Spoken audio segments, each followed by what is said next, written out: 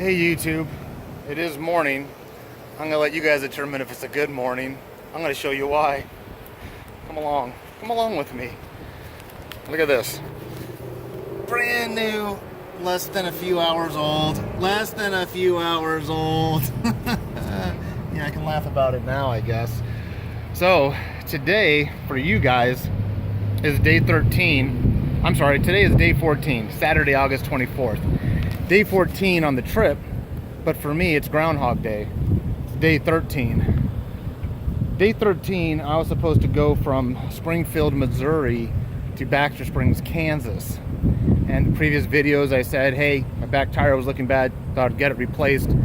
So I spent time and money defaulting on the safe side so I wouldn't have issues with that back tire. And I missed some things I wanted to see in the sake of safety and being responsible.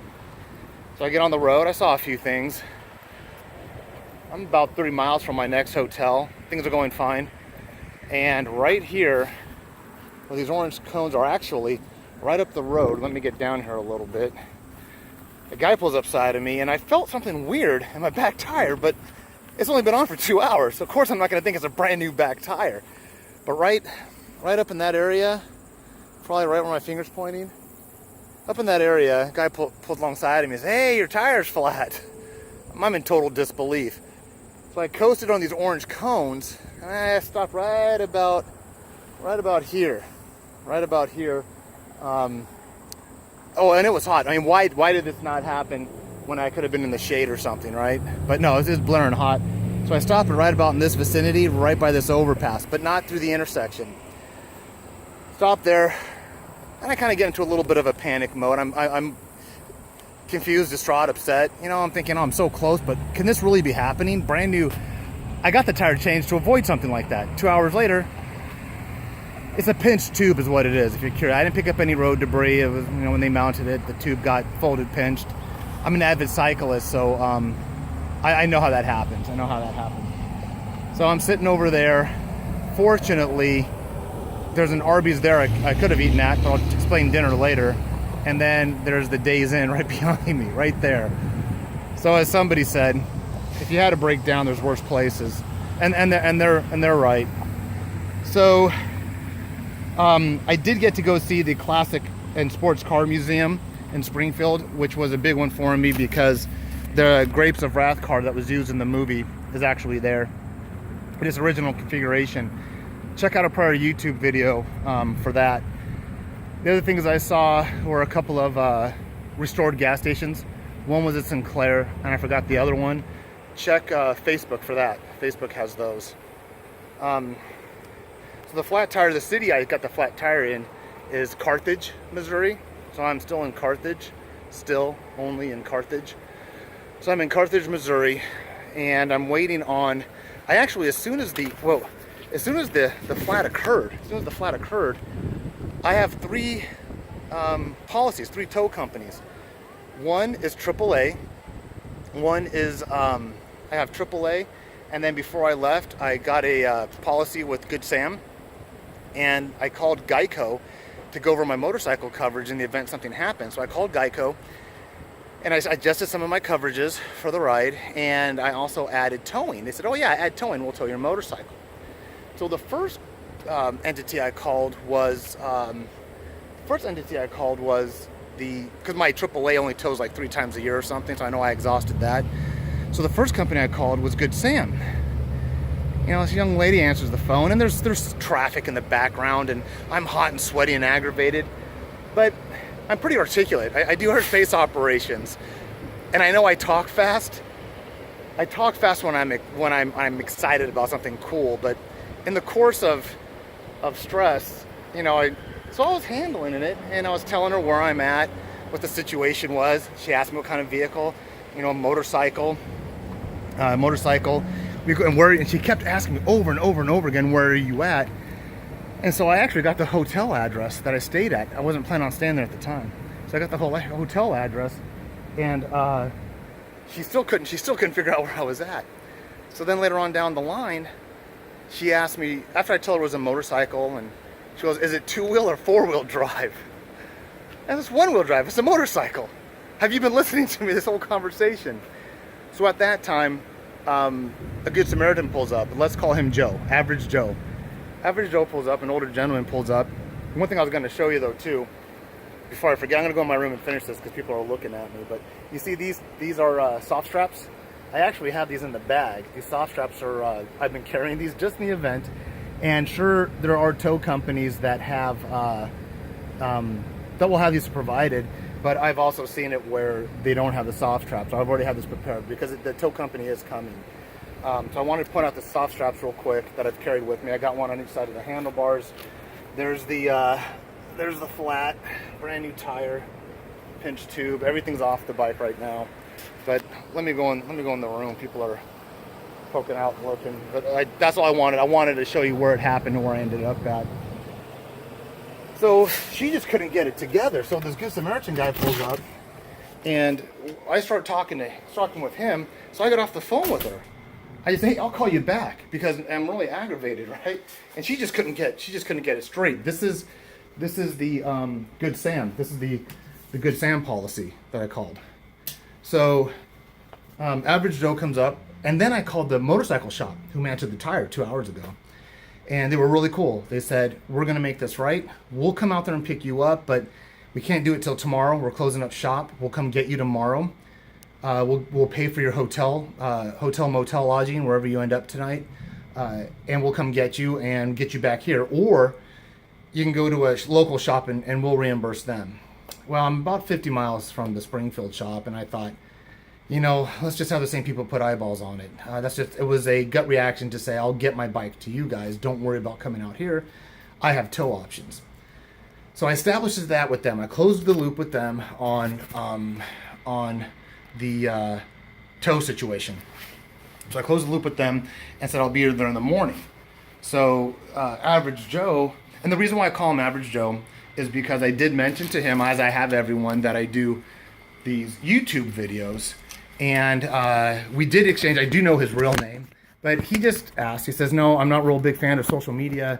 I'm happy to help, but I really don't want to be on YouTube or Facebook or anything. So, you know, I respected that. So he and I did exchange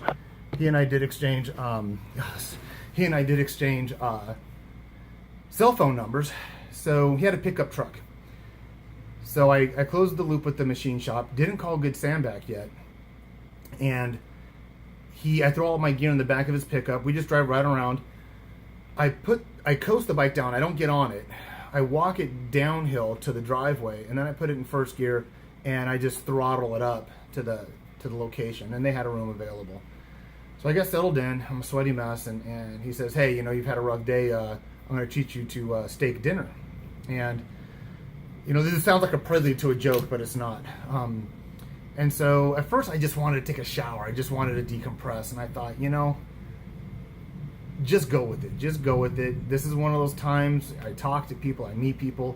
This is one of those times where I just wanted to just get in a shower and go to sleep. But I thought, you know, I said yes. So without changing, taking a shower, I'm in my gear, my motorcycle gear. We go up, and it's like a sizzler. I don't know the name of it really, but it's a steak, seafood, salad type of place with a buffet. I walked in, people know him, everyone knows each other, the waitresses know each other, you know, small town environment, and we start sharing stories. We're sitting down, we're eating. One thing about my appetite on this trip, it has really greatly reduced. I just eat a little bit and it feels like it sits on me. I don't know why, I'll get into that later, but I was hungry, but I don't eat a lot on this trip. So we eat, we talk, and we get back in the car. Now, in the course of dinner, I'm telling him about what I'm doing on Route 66. Well, fortunately, he was the type of person that grew up in the area. So we went on a tour. And what I found out was when I'm driving on these, what they call, sometimes on the helmet cam, it picks it up, and their blue signs, it says it's Route 66 Scenic Byway. They're blue. And then there's historic ones that say Historic Route 66, and other ones that say Old Route 66. Well, apparently the scenic byways are other highways that are just connecting you to smaller pieces of Route 66 but keep you off the main freeway. And sometimes it might be Route 66. But he showed me some areas of Route 66, and the brown signs are there. and it's the road closed signs are there, and there are many of them right here, right around the border of Missouri and Kansas, because there's many different alignments, but a lot of these are dead end. And he showed me areas where he would go as a kid, and we really explored Route 66, saw some old relics, some old signage, and I guarantee you these are parts of Route 66 that are not on any map because they dead end and they go into private property. So we got back, we exchanged cell phone numbers, like I said, and I came in and I called Good Sam to make an appointment for tomorrow. I told the motorcycle shop I'd be there at 9 a.m., right when they open. So I called last night. Oh, no, we can't do appointments. You have to do that tomorrow morning. Oh, because I wanted it here at 7, load up, get on the road at 8, be at the motorcycle shop at 9. All right, so I called this morning around 6:37. On hold forever. And I'm not saying anything, I'm just giving you the facts. I'm just giving you the facts on what happened. So the first thing is I couldn't get it. The girl I was on the phone with, she couldn't understand what a motorcycle was. Asked me if it was 2-wheel or 4-wheel drive. Couldn't figure out my location.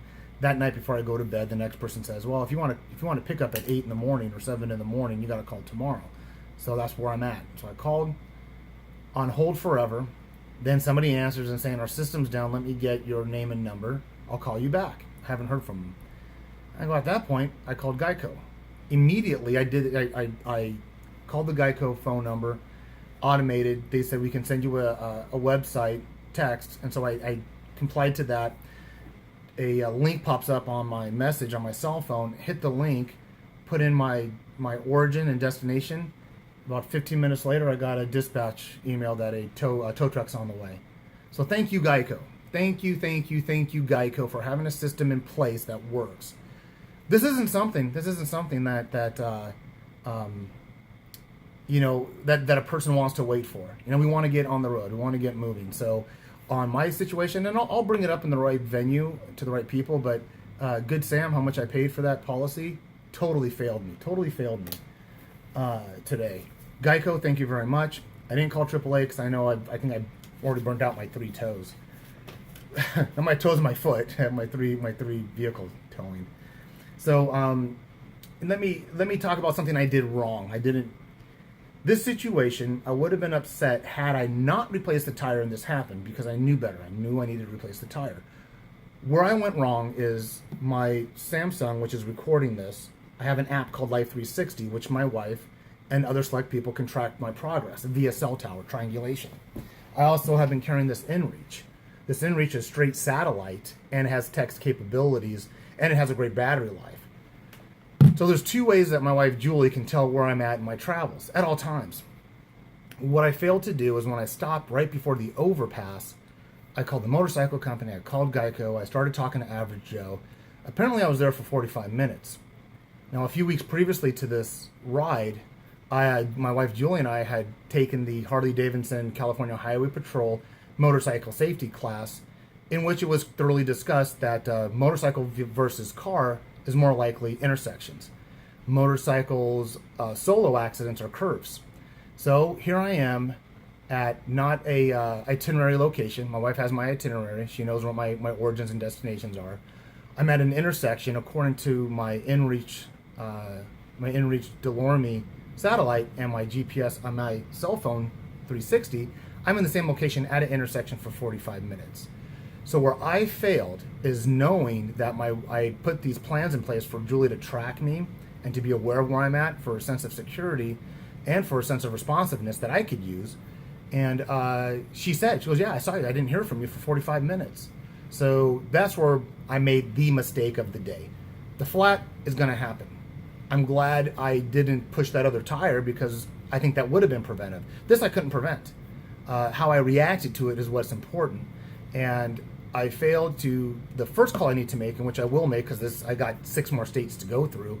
The first thing I'm going to do, if I'm stopped for prolonged duration at an undeclared location, I'm going to send a text to my wife. "Hey, I'm here. I got a flat. I'm handling it." Or, "I'm here. I got in an accident. I'm fine, and I'm handling it." That way, she doesn't have to stress or worry about, trying to figure out herself, why am I stopped at a weird location for 45 minutes?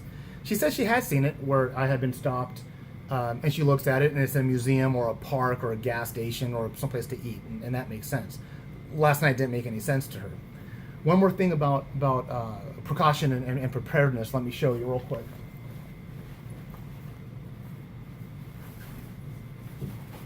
And I do got to get out there because the tow truck ETA is coming up. So on my Climb induction jacket, on the sleeve, there's a medical logo on the sleeve, and there's a zipper. So medical aid comes in if I'm not unresponsive. They unzip this, and in this pocket, what I have in this pocket are 3 different cards. One card, let me go in order. One card is a laminated emergency card where it has all of my contact information. It has contact information and medical emergencies. So one side will declare my name, O positive, no allergies, medications I'm on. My insurance is TRICARE Prime Remote, has my date of birth, active duty Air Force, my base location and squadron, and on the back, on the back I have my primary care physician, my wife, my brother, one of my cousins, my Air Force squadron phone number, and American Red Cross Hero Care number. So they got my condition and contacts. I also had purchased for $85 a policy, and this is a helicopter airlift policy that will it will move me. It will take me from the site of the accident to an emergency treatment facility via helicopter. Me being active duty, I'm not sure what TRICARE will pick up, but at least I know, and Julie knows. She has a copy of this card, and it's called REACH, Air Med Care Network. Air Med Care Network. So this is helicopter airlift from site of incident to treatment facility. And if I'm 150 miles or more away from home and I'm in a hospital being treated for a week or more, then this policy, this was an additional 130.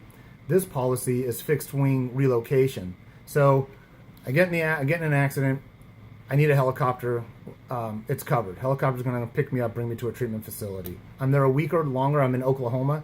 My wife doesn't have the time, or she doesn't want to hang out in a hotel out here. She can say, hey, get him on this airlift. I want him repositioned like at Loma Linda Hospital, which is closer to our home in Riverside, California. So she has all that information. So there's a lot of redundancy. There's a lot of preparedness and safety nets per se for me and the motorcycle to get aid rendered to us. I just wanted to share that. I'm not sure if I told you. So those looking at going on a long trip. And those that airlift, helicopter, and fixed wing is for a year of activation, and it includes all my entire family, me and my wife and my 2 kids. So 85 for the helicopter for a year for all 4 of us, and another 130 for fixed wing. Very worth. I think it's a very worthwhile policy to carry. So I'll see where today takes me. Right now, tow truck should be coming. Oh, by the way, it's good Sam never called back. Never heard from them, but a tow truck's on the way. I'm going to wrap this up. I'm going to call the motorcycle store and tell them where I'm at with all of it. Got to do some more packing to get ready for the tow truck, and I'm sure I'll do a follow-up. And, thanks again to Average Joe. He does not want to be mentioned in video or on Facebook, but that has been the pulse of the people I'm meeting when I have pulled over. Whether it be a good time, meeting people in museums, or times where I've needed some aid. So it's been a good experience. Still a little frustrated. I should be in Kansas right now in Baxter Springs, eating breakfast at a bed and breakfast, and heading on my Route 66 trip. But I'm going in the reverse direction, and I'm going to be starting back in Springfield when all this is said and done, and I'll be back on the road heading towards Chandler, Oklahoma. Well, like I said, I'm living it. Life's an adventure, and this is part of it. And I need to roll with it. I need to enact the things that I put in preparation for when things do not go my way. So life's an adventure. Make your journey a good one. Like, subscribe, get out there and ride, or whatever your passion is. There's no better time to do it than now. Take care, everybody.